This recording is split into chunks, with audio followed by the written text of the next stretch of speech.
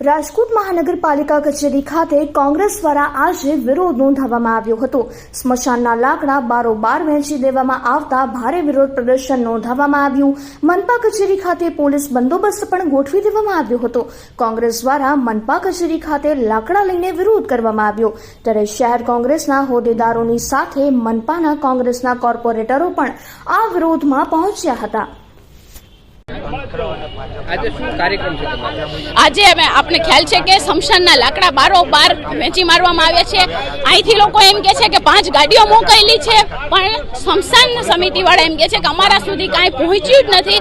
એનો મતલબ શું થયો કે 5 ગાડીઓ ક્યાં બારોબાર જાઉં થઈ ગઈ।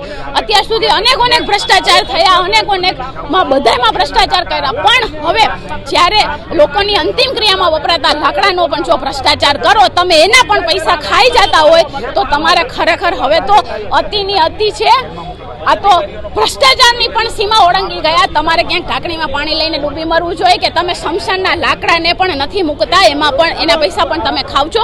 એટલે હવે ખરેખર હું અપીલ કરું છું કે સમાજે પણ જાગવાની જરૂર છે, સમગ્ર હિન્દુ સમાજે પણ જાગવાની જરૂર છે।